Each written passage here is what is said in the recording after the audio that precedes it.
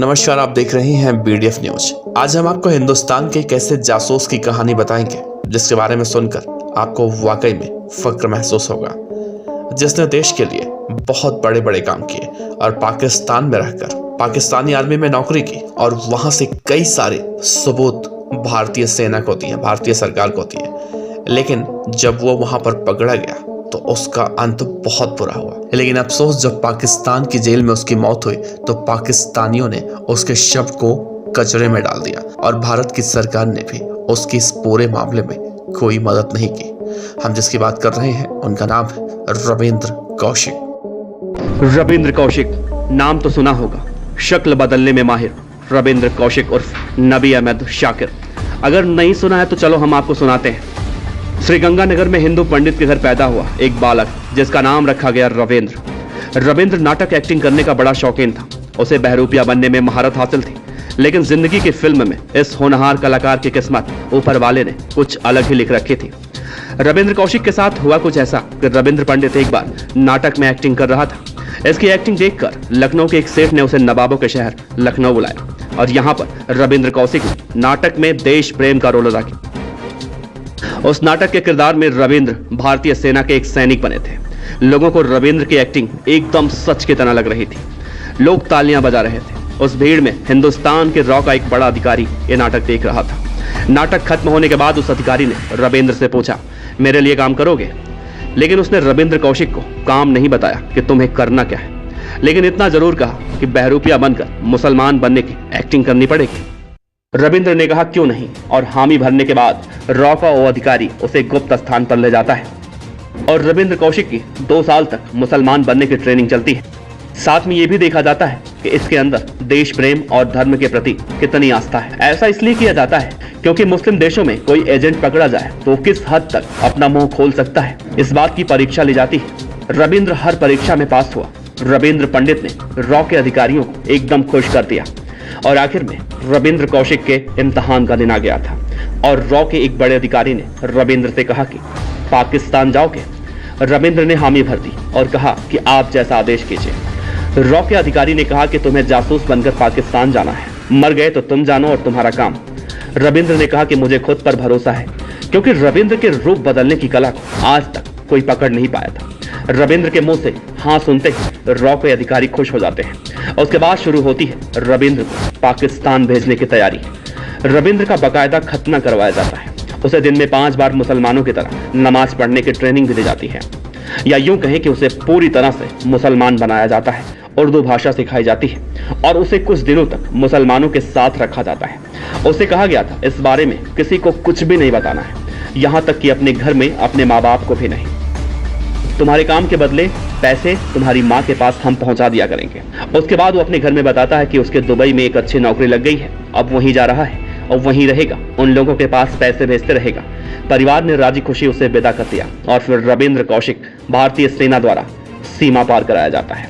रविंद्र पहुंच जाता है पाकिस्तान, जहां अब रविंद्र को अपनी पूरी जिंदगी बितानी थी। रविंद्र ने पाकिस्तान जाकर सबसे पहले अपना शिनाख्ती कार्ड बनवाया और कराची के एक कॉलेज में LLB की डिग्री ली। और फिर एक दिन अखबार में रविंद्र ने पाकिस्तानी सेना का इश्तिहार दिखा। कहा जाता है रविंद्र कौशिक उर्फ नबी अहमद शाकिर ने पाकिस्तानी सेना को अपने काम से इतना खुश कर दिया कि वो सेना में मेजर के पद तक पहुंच गए। पाकिस्तान में मेजर का पद बहुत बड़ा होता है और आखिर में उन्होंने अपने सीनियर अधिकारी की बेटी फातिमा से शादी कर ली। फातिमा से रविंद्र दिल से प्यार करते थे, लेकिन रविंद्र ने इस बात की जानकारी फातिमा को कभी नहीं होने दी कि वो उसके देश की जासूसी करने आए हैं। वो मुसलमान नहीं बल्कि भारतीय हिंदू हैं। मुसलमान बनकर उससे शादी की है और रविंद्र कौशिक इस दौरान पाकिस्तान से भारत में कई खुफिया जानकारी दे रहे थे। इधर रॉ के अधिकारी खुश थे और उधर पाकिस्तान में पाकिस्तानी सेना रविंद्र कौशिक उर्फ नबी अहमद शाकिर के काम से खुश थी। सब ठीक ठाक चल रहा था, लेकिन कांग्रेस की सरकार से एक बहुत बड़ी गलती हो गई। दरअसल हुआ कुछ ऐसा कि कांग्रेस की सरकार चाहती थी कि रविंद्र कौशिक उर्फ नबी अहमद शाकिर की सहायता के लिए पाकिस्तान में एक और एजेंट भेजना चाहिए। रविंद्र से जब इस बारे में पूछा गया तो रविंद्र ने मना कर दिया। रविंद्र ने कहा कि मुझे किसी की जरूरत नहीं है, मैं अकेला ही काफी हूँ। लेकिन कांग्रेस की सरकार के दबाव में रविंद्र कौशिक को हामी भरनी पड़ी और फिर एक रॉ के एजेंट को तैयार किया गया, पाकिस्तान रवाना किया गया, ठीक वैसे ही जैसे रविंद्र कौशिक को तैयार किया गया था। उसने किसी तरह से भारत का बॉर्डर तो पार कर लिया, लेकिन रुक गया पाकिस्तान के अंदर एक ढाबे पर चाय पीने के लिए, जहां पर कुछ पाकिस्तानी सैनिक पहले से ही बैठे हुए थे। उन सैनिकों को इस एजेंट की बोलचाल से कुछ शक हुआ। सैनिकों ने वहीं पर उस एजेंट को पकड़ लिया और पूछा कि कौन हो तुम।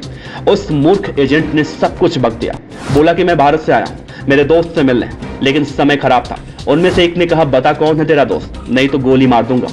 इतना सुनते ही वो रॉ का एजेंट शुरू हो गया और बोला कि मैं रॉ का एजेंट हूं, यहाँ पर मौजूद पहले से ही एक रॉ के एजेंट की मदद करने आया हूं और वो पाकिस्तानी सेना में मेजर है, जिसने हिंदू होते हुए भी पाकिस्तान के एक अधिकारी की बेटी से शादी की है, उसकी मदद करने के लिए आया हूं। रॉ के एजेंट की बात सुनकर पाकिस्तानी सेना हक्की बक्की रह जाती है।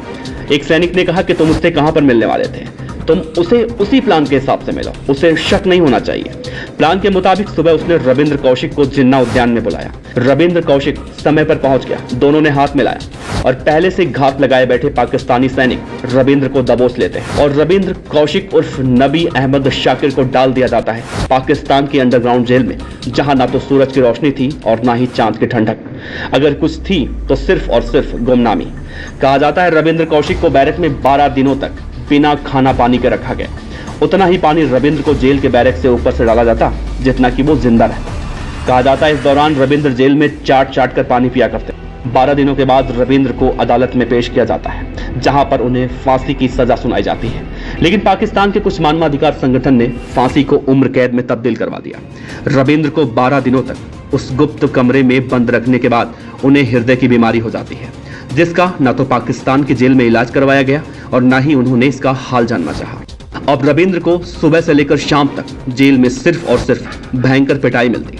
इस बीच रविंद्र अपने घर पर खत भी लिखा करते थे, जो खत आज भी रविंद्र कौशिक के घर पे मौजूद है। उसमें रविंद्र लिखा करते थे, मैं कोई दुबई उबई कमाने नहीं आया हूँ, मैं जासूसी करने पाकिस्तान आया हूँ, जहां मैं भारत सरकार की गलतियों की वजह से फंस चुका हूं। मैं अपने देश के लिए, भारत सरकार के लिए, अपने मुल्क के लिए पराये मुल्क में आया। मैंने देश को कई जानकारियां दी। मैंने भारत को सन 71 के युद्ध को जीतने में कई अहम जानकारियां दी। इंदिरा गांधी ने मुझे ब्लैक टाइगर की उपाधि दी। अब मुझे टीबी और हृदय रोग हो गया है, जिसका इलाज पाकिस्तान में नहीं है। मुझे बचा लो। मेरी आखिरी इच्छा है कि मैं अपने देश की जमीन पर मरना चाहता हूँ। रविंद्र कौशिक के पिता बार बार नेताओं से मिलते रहे, लेकिन नेताओं ने सिर्फ इतना ही कहा कि उसने तो एक एग्रीमेंट साइन किया है, पकड़ा गया तो कोई सहायता नहीं की जाएगी।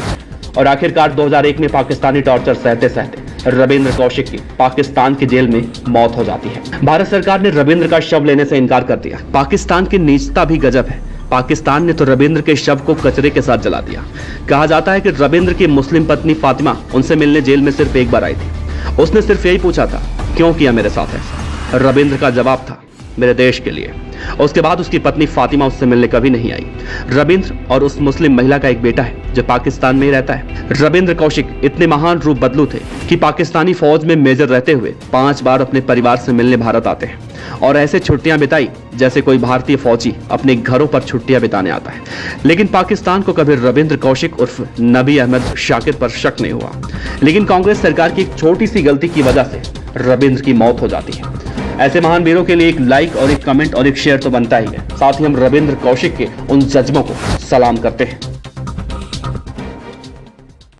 पर अच्छी लगी हो तो लाइक कीजिए, सब्सक्राइब कीजिए, साथ ही बेल आइकन का बटन दबाइए पीडीएफ न्यूज की खबरें सबसे पहले देखने के लिए।